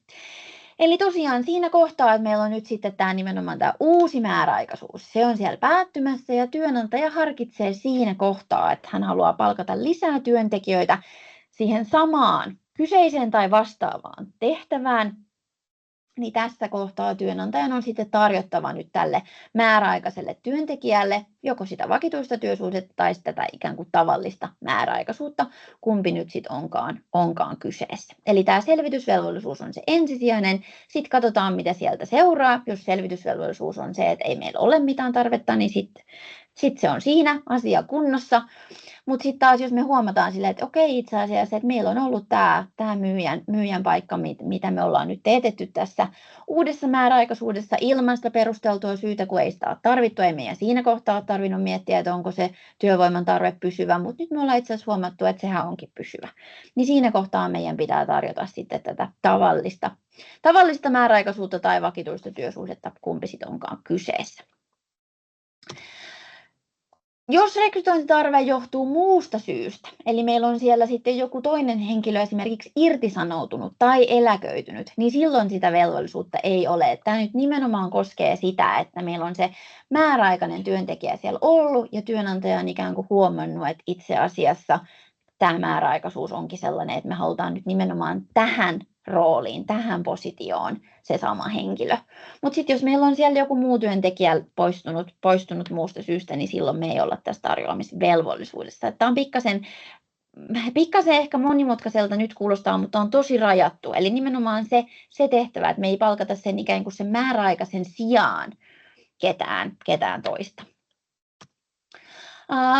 Ja tosiaan tarkastellaan ainoastaan sitä samaista tehtävää, jota se määräaikainen työntekijä on tehnyt, että ei ole laisinkaan niin laaja kuin vaikka irtisanomistilanteessa muun työn tarjoamisvelvollisuus, että ollaan paljon lähempänä sitä takaisinottovelvollisuutta ja jopa voisi miettiä, että onko se takaisinottovelvollisuudenkin soveltamispiiri pikkasen jopa laajempi kuin nyt nimenomaan tämä uusi määräaikaisuuksiin liittyvä työn tarjoaminen. Mutta on tietysti tällä hetkellä meillä ei ole mitään muuta kuin lain taustamateriaalia, että ei löydy oikeuskäytäntöä, saatikka oikeuskirjallisuutta vielä näistä asioista. Tässä taas tarkastellaan nimenomaan Y-tunnuskohtaisesti, eli ei tarvitse miettiä, että meillä on siellä konsernissa vaikka tytäryhtiö, halutaan palkkaa lisää työvoimaa, ei ole lainkaan niin laajasta velvollisuudesta kyse, vaan nimenomaan se, että halutaanko me tähän samaiseen positioon sitten samaan tehtävään. Tosiaan siellä on erikseen tarkennettu se, että jos se tehtävä eksaktisti on sama, mutta sitä tehdään vaikka vain naapuritoimipisteessä, niin silloin se kuuluu tähän tarjoamisvelvollisuuteen. Eli siinä mielessä ollaan haluttu tilkitä tällaisia mahdollisuuksia lain kiertämiseen. Ja hyvänä lisänä tässä on myös huomata se, että me ollaan ainakin katsottu, että se, että jos henkilö on ollut vaikka osa-aikaisena tai kokoaikaisena, ja nyt me ollaan palkkaamassa siihen samaan tehtävään sitten eri tuntimäärällä esimerkiksi, niin se kuitenkin menisi tähän tarjoamisvelvollisuuden piiriin. Eli siinä mielessä me tarkastellaan nimenomaan sitä itse positiota ja tehtävää. Että helppo nyt esimerkki on vaikka se myyjä, niin se on ihan sama, että onko se meidän uudenlaisessa määräaikaisuudessa ilman sitä perusteltua syytä ollut myyjä, ollut vaikka kokoaikainen, ja sitten me arvioidaan, että okei, että meillä on kyllä tarve tähän myyjälle, tähän samaan positioon, vaikka sitten siihen naapuritoimipisteeseen, mutta pienemmillä tunneilla, niin silloin me ollaan tässä tilanteessa. Hyvä. Tarjoamisjärjestyksestä tiedostetaan tietysti, että siellä on työnantajalla muitakin mahdollisia tilanteita, missä työtä täytyy tarjota. Ja lähdetään siitä, että omat työntekijät menee tässäkin aina etusijalle, eli tämä tuttu kaava täällä, mitä ei ole nyt sitten tarkoitettu tähän määräaikaisuuksiin liittyvillä tarjoamisvelvollisuuksilla muuttaa. Eli ihan ensimmäisenä siellä on meillä tietysti ne omat työntekijät, joiden työsuhde mahdollisesti uhkaa päättyä, eli irtisanomisuhanalaiset työntekijät. Sitten siellä on lomautetut työntekijät ja näiden jälkeen sitten ne omat osa-aikaiset, jolloin sitten joita kohden on tämä lisätyön tarjoamisvelvollisuus. Eli nämä menee nyt kaiken etusijalle. Sitten sen jälkeen ollaan sitten siinä tilanteessa, että meillä voi olla siellä vaikka näitä takaisinottovelvollisuuden piirissä olevia. Ja sitten meillä olisi tämä uudenlaisessa määräaikaisuudessa ollut, jolle on omanlainen tarjoamisvelvollisuus. Niin näiden kohdalla työnantaja saa sitten ihan punnita, että kummalle tarjotaan. Mutta tietysti näissä nyt nimenomaan takaisinottovelvollisuuden piirissä puhutaan siitä samasta tai samankaltaisesta, ja nyt tässä määräaikaisten tarjoamisvelvollisuudessa puhuttiin kyseisestä tai vastaavasta, että tietenkin tarkastellaan sitä roolia, että kumpaa se on ikään kuin lähempänä. Mutta periaatteessa näiden kohdalla saisi sitten päättää. Mutta hyvä toi muistaa, että jos meillä on siellä omia osa-aikaisia esimerkiksi, niin kuin monella kaupan alan yrityksellä on, niin he on aina etusijalla nyt sitten tähän määräaikaisten tarjoamiseen nähden.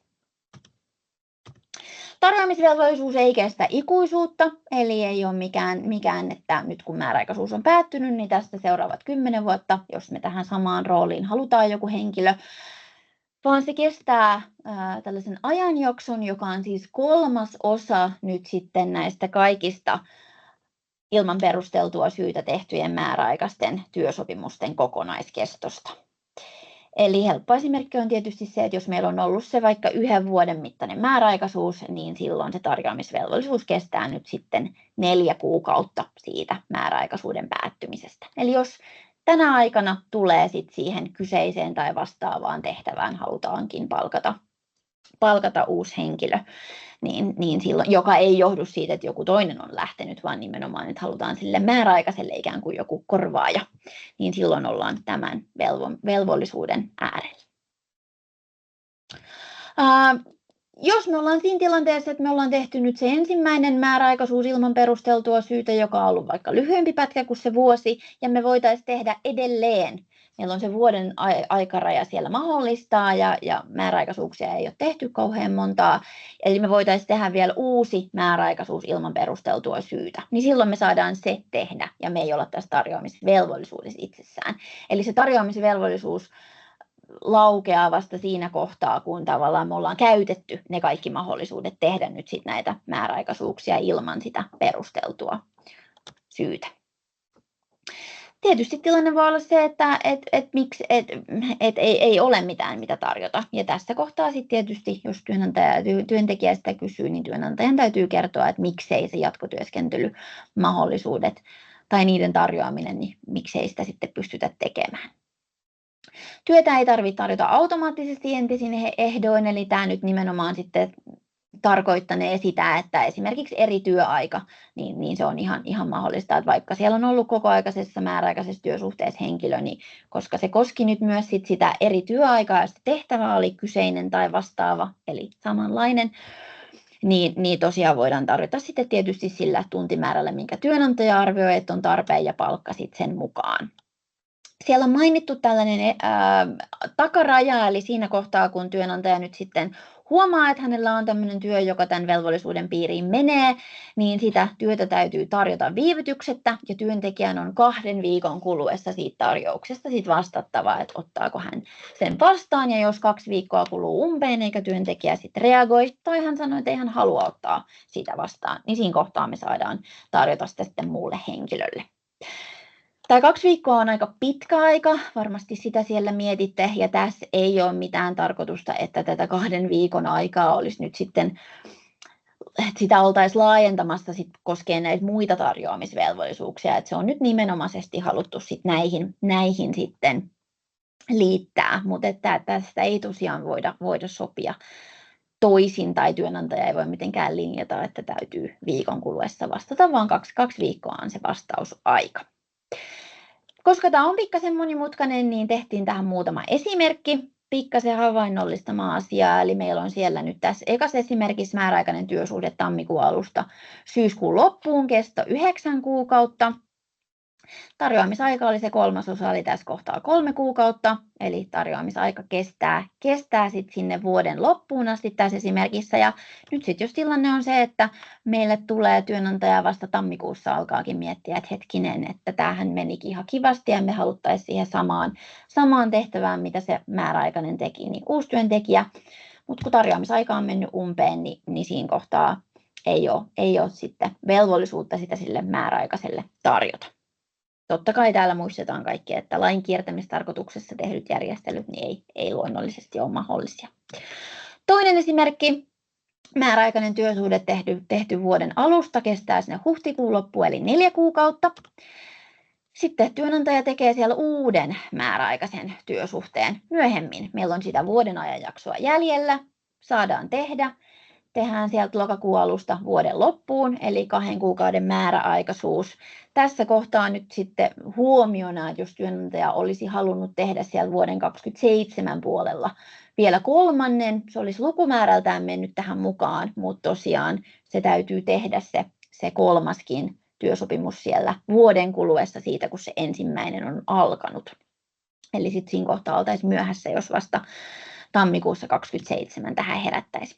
No näiden kesto on yhteensä 6 kuukautta.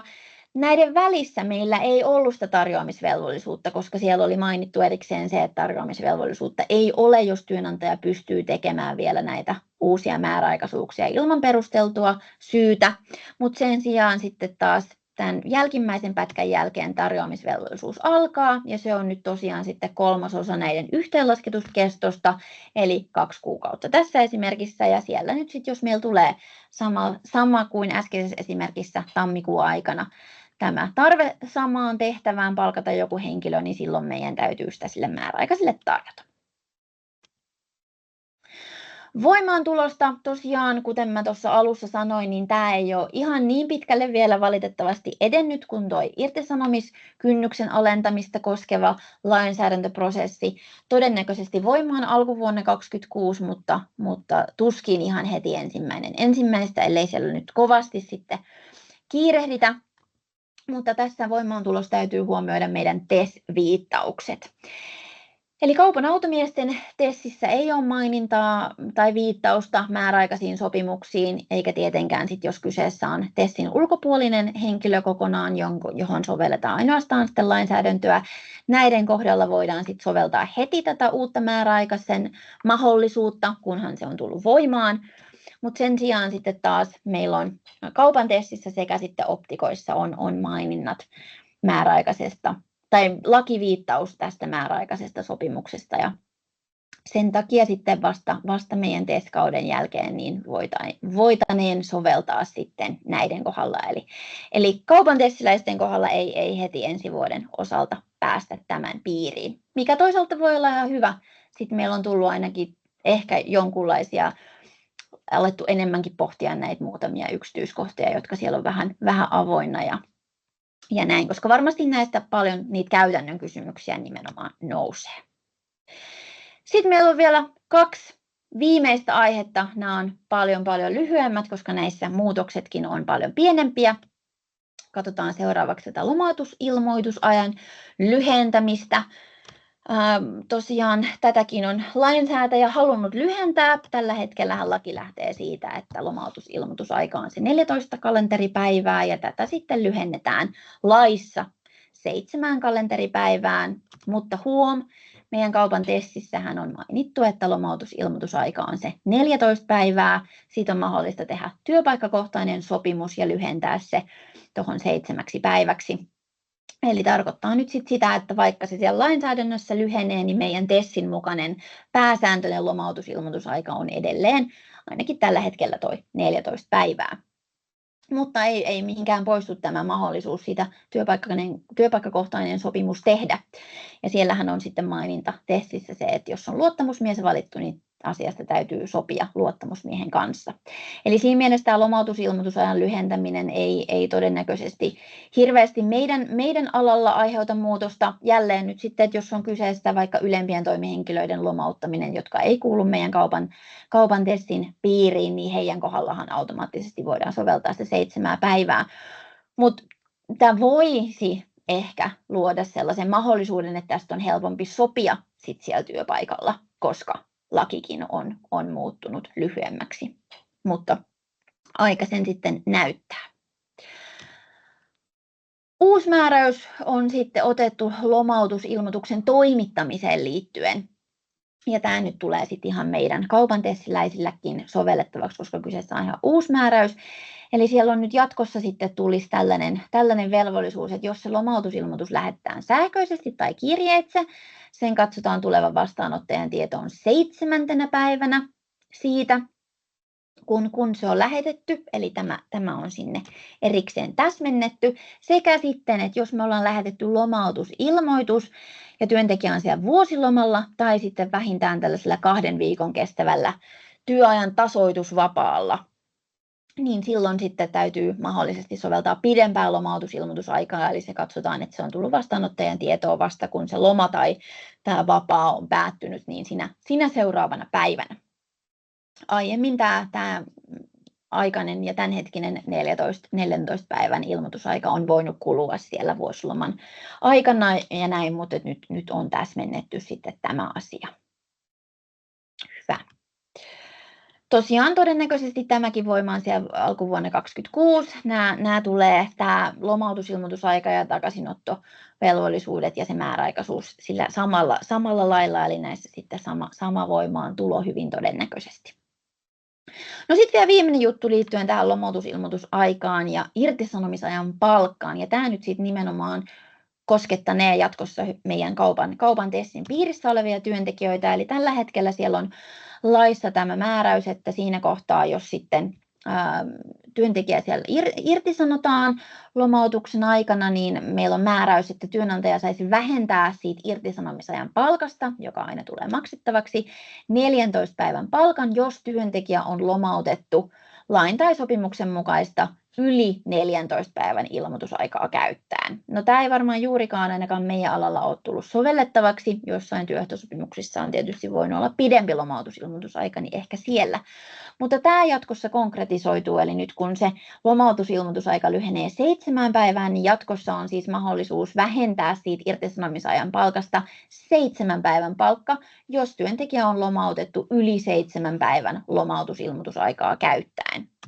Ja tämähän nyt sitten varmasti siellä kaupan tessiläisillä, jos ei työpaikkakohtaista sopimusta ole tehty, niin silloin noudatetaan sitä 14 päivän lomautusilmoitusaikaa, ja silloin sitten, jos työntekijä irtisanottaisiin, niin saataisiin vähentää sitten tosiaan se 7 päivän palkka siitä irtisanomisajan palkasta. Viimeisenä kohtana vielä työnantajan takaisinottovelvollisuuden muutokset. Eli jatkossa tätä on rajattu sitä joukkoa, jota takaisinottovelvollisuus jatkossa koskee. Eli tosiaan työnantajan takaisinottovelvollisuus koskee jatkossa ainoastaan niitä yrityksiä, joissa on vähintään 50 työntekijää. Eli sitten jos meillä on 49 työntekijää tai alle, niin meillä ei ole sitä tuotannollisiin ja taloudellisiin irtisanomisperusteisiin liittyvää takaisinottovelvollisuutta, eli sitä, että kun työsuhde on päättynyt ja jos me tarvitaan samaan tai samankaltaiseen tehtävään työntekijöitä, niin niitä täytyy tarjota sitten sinne takaisinottovelvollisuuden piirissä oleville henkilöille. Ratkaisevaa, kun mietitään sitä henkilöstömäärää, niin on se työntekijöiden lukumäärä sillä hetkellä, kun se irtisanottujen työntekijöiden työsuhde on jo päättynyt ja työnantajalle muodostuu se työvoiman tarve. Minulla on tuossa seuraavalla dialla tästä hiukan tarkemmin, koska tämä ei valitettavasti ihan niin selkeä ole. Mutta muuten henkilöstömäärää laskettaessa otetaan ihan täysin ne samat yhteistoimintalain soveltamisalaa koskevat periaatteet. Eli jälleen esimerkiksi vaikka se Y-tunnuskohtaisuus on se määräävä. Esimerkkinä meillä on siellä ollut 55 työntekijää työllistävä yritys, joka on muutosneuvotteluiden jälkeen irtisanonut sitten 10 työntekijää, eli kun työsuhteet on päättynyt, työntekijämäärä on 45 kappaletta. No siinä kohtaa sitten, kun työsuhteet on päättynyt, työntekijämäärä on laskenut ja työnantajalle tulisi sitten tarjolle tehtävä joku sama tai samankaltainen, mitä nämä irtisanotut työntekijät on tehneet, mutta siinä kohtaa, koska meidän se työntekijämäärä on tippunut alle 50, niin aikaisemmin meidän olisi pitänyt tarjota niitä, mutta nyt enää tämä kyseinen yritys ei olisi takaisinottovelvollisuuden piirissä ja työnantaja voisi sitten tämän velvollisuuden unohtaa ja palkata siihen kokonaan uuden henkilön. No tosiaan siellä laki lähtee jatkossa siitä, että kun mietitään sitä työntekijämäärää, että ollaanko nyt sitten vähintään 50 työntekijän yritys vai alle 50 työntekijän yritys, niin määräävä on nimenomaan se hetki, kun meille tulisi se kyseinen velvollisuus sovellettavaksi. Eli se hetki, kun ne irtisanottujen työntekijöiden työsuhde on jo päättynyt ja meille syntyy työvoiman tarve. Ehkä näin paperilla se näyttää ihan selkeältä, mutta eihän se tosiasiassa ole. Eli mikä nyt sitten on, onko se tänään vai huomenna vai 2 viikkoa sitten vai kuukauden päästä, kun meille syntyy se työvoiman tarve. Et aika harvoin se on mikään eksakti hetki.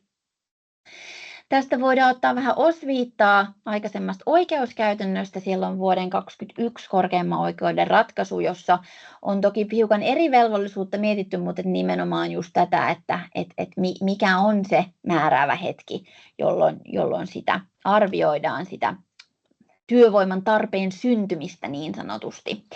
Eli tosiaan vielä nyt sitten se, että meillä on yritys, jossa vaikka yksi työntekijä on irtisanoutunut tai hänen työsuhde on siellä päättynyt, niin korkein oikeus on lähtenyt siitä, että se ei vielä ole se määräävä hetki, vaan määräävä hetki olisi nimenomaan sitten se, kun työnantaja tähän muutokseen jollain tavalla reagoi, että hän saa tiedon siitä työsuhteen päättymisestä ja sitten työnantaja tekee sen päätöksen, että okei, me tarvitaan tähän uusi työntekijä. Että totta kai tilanne voi olla se, että me ei sinne tarvita ketään, että siellä on tullut jotain muuta luonnollista vähentymää siinä työssä ja huomataan, että kyllähän me pärjätään ilman tätä. Eli joku sellainen nimenomainen päätös koskee vaikka rekrytoinnin aloittamista, jotain tällaisia käytännön toimia. Mutta tietysti tässä on hyvä jälleen muistaa lain kiertämistarkoitus, että ei me nyt voida turhaan vaan pantata sitä työpaikkailmoitusta. Mutta tällöin nyt sitten, jos me siinä ollaan just ihan siinä kintaalla, että ollaanko takaisinottovelvollisuuden piirissä vai ei, että onko se nyt sitten 50 vai 49 työntekijää, koska meillä on nyt just vaikka ollut 50 työntekijää, mutta joku on just irtisanoutunut, että missä kohtaa meille tulee se tarve palkata uutta työntekijää, niin nämä on nyt sitten jatkossa niitä monimutkaisia tilanteita, ja näistä sitten varmaan päästään riitelemään näistä asioista, mutta ehkä hyvä tässä kohtaa muistaa, että jos siinä ihan rajalla ollaan, niin työnantajalla on viime kädessä se näyttövelvollisuus siitä, että milloin se tosiasiallinen päätös on tehty. Onko se tehty siinä kohtaa, kun työntekijämäärä on ollut 50 vai siinä kohtaa, kun se on ollut 49. Hyvä. Tällainen tiivis paketti meillä on ollut tässä aamupäivän aikana ja siellä on tullutkin kivasti lisää kysymyksiä. Jos siellä on jäänyt joitain vastaamatta, niin me voidaan niihin sitten palata, tai sitten jos Antti on siellä vikkelästi tykittänyt vastaukset, niin sitten kaikki on tyytyväisiä. Ja tietysti varmasti kysymyksiä herää jälkikäteenkin, ja niistä totta kai saa olla yhteydessä. Joo, nyt on kaikkiin kysymyksiin tässä vastattu, mutta tosiaan kuten Pilvikki sanoi, niin jälkikäteenkin tietenkin voi meihin olla yhteyksissä. Hyvä. Tämä on tosiaan tallennettu. Pääsette katsomaan webinaarin uudestaankin. Se ladataan varmaan jo tämän päivän aikana sinne meidän nettisivuille, mistä tallenteet muutenkin löytyy ja myös materiaalin saatte ja tuttuun tapaan palautekysely lähtee perään. Me kiitämme oikein paljon. Kiitokset. Täällä oli monta osallistujaa. Kiva huomata, että tämä herättää kiinnostusta. Paljon kiitoksia. Oikein mukavaa, kun pääsitte paikalle. Ja hyvää päivän jatkoa. Oikein mukavaa loppuvuotta. Kiitokset. Moi moi.